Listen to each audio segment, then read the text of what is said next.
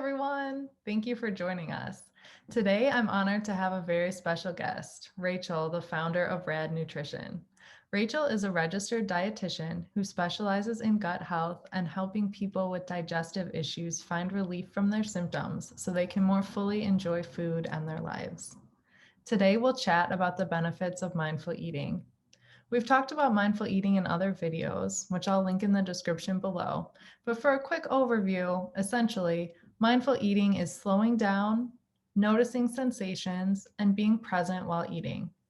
Rachel, thank you for being here. Hi, Katie. Thanks so much for having me. Mindful eating is such an important part of gut health, so I'm really excited to chat with you about it today. Awesome. Our mental health can impact the way that we eat, and vice versa. The way we eat can impact our mental health and the way we feel about ourselves. Mindful eating can be very beneficial for our mental health. Rachel, what are some benefits of mindful eating from a physical and gut health perspective? Yeah, so of course, one of the first things is just more enjoyment of your food.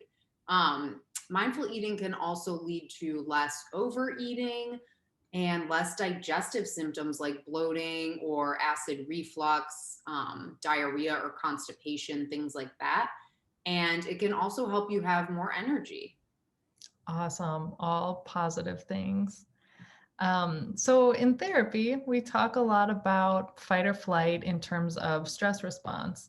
So, I'm always interested to see your posts about this in connection with digestion and gut health. And I want to thank you for introducing me to a new phrase, rest and digest mode. Can you tell us more about stress from the perspective of a dietitian? Sure. So, stress is really connected to the nervous system, and there are kind of two different modes here that I'll talk about. So, the first is fight or flight mode, and that's going to be the sympathetic nervous system. So, you can think about this, for example, like running from a bear.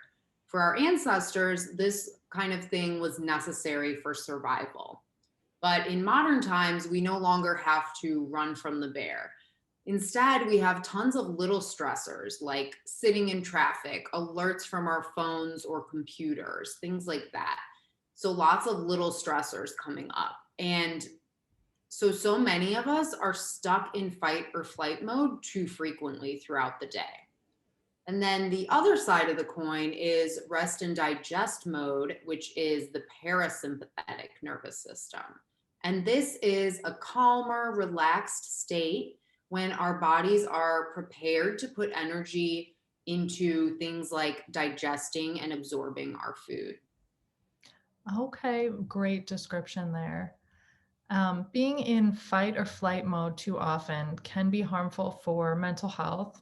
Chronic stress increases the risk of mental health issues like depression, anxiety, substance abuse, sleep difficulties.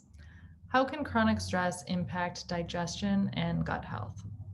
Yeah, stress can have such a big impact on digestive issues. It can cause a lot of digestive issues like bloating or acid reflux, constipation, diarrhea, abdominal pain, all kinds of bad things down in that area. And that's because the food doesn't get properly digested when you're in that stressed state, because so much of your energy is going to, fight or flight rather than to rest and digest. Very interesting. It makes so much sense how you describe it, and yet it's not something that I would have considered really before.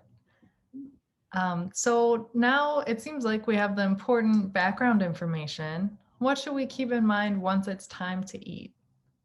So it's especially important to facilitate getting your body into rest and digest mode when you're about to eat a meal. And there are a few simple ways that you can do this. So the first thing you want to do is get rid of distractions, like you don't want to eat while you're watching TV or working on your computer, checking your phone. Those distractions can really get in the way. And then also, a good thing to do before you start eating is you can take a few deep belly breaths before you start your meal. So think about breathing with your diaphragm, really letting your belly expand, a nice deep breath in through the nose and then out through the nose or mouth. I like to recommend 5 deep belly breaths before you start eating to help get you into rest and digest mode, turn on that parasympathetic nervous system. And then another thing is you want to take your time. So I recommend setting aside a minimum of 15 to 20 minutes for your meal.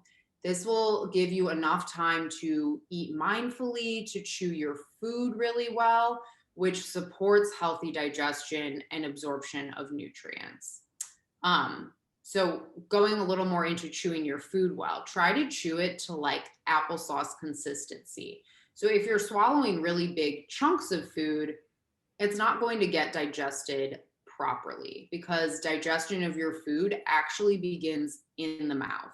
Chewing is so important because it breaks food down into smaller pieces and mixes it together, which is priming it for the next phases of digestion in the esophagus and the stomach and so forth. And chewing also releases an enzyme called salivary amylase, which kicks off the process of carbohydrate digestion. So you want to take your time and really focus on how the food tastes. You want to savor it. That's a big part of mindful eating too, is not just making sure you're digesting and absorbing well, but it's about enjoying your food too. And then after your meal, I would definitely recommend hanging out for a little bit before jumping into another activity, whether that's physical or back to work on your computer. If you have the time, hang out for a bit, chat with the people around you, or just relax. And that'll help keep you in rest and digest mode for a little longer so your body can keep doing that work. Excellent information, Rachel. In case this wasn't already clear, you can apply mindful eating to whatever food you like. This isn't just for healthy foods. I think we can both agree that when it comes to eating, moderation is a healthier approach than restriction. Absolutely agree. Your gut health affects so many things that you might not think about too. And mental health is a major one of those. So your gut and brain are connected and they're actually in constant communication with one another via the vagus nerve and neurotransmitters.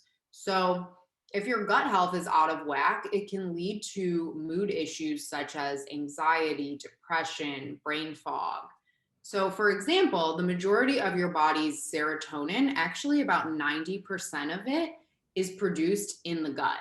And I know you're familiar with serotonin. If any of our friends listening are not, it is a mood boosting hormone that has a really big impact on your mental health.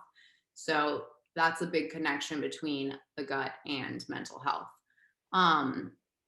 And in turn, your thoughts can also affect the makeup of your gut microbiome, which is pretty fascinating. And that's one reason why mindfulness and positive self talk can be so beneficial for overcoming digestive issues. Such great information, Rachel. It's really interesting the connections here too. So we think about self-talk and things like that. You're doing it for your mental health, yes. And then there's this added benefit for your physical health, your gut health, and vice versa with all of that stuff. The connection is just really amazing. So if people are wanting to learn more about gut health or are interested in working with you, where can they find you? Yeah, so I hang out a lot on Instagram at happygut.nutritionist. And from there, you can, also find my website and connect with me in other ways. And I just wanted to say thanks so much, Katie, for having me on. It was really fun to chat about this. I'm just fascinated by the connection between gut health and mental health. So this has been a lot of fun. Thank you again, Rachel. And thank you to everybody watching this video. Tell us what you thought in the comment section. Happy mindful eating.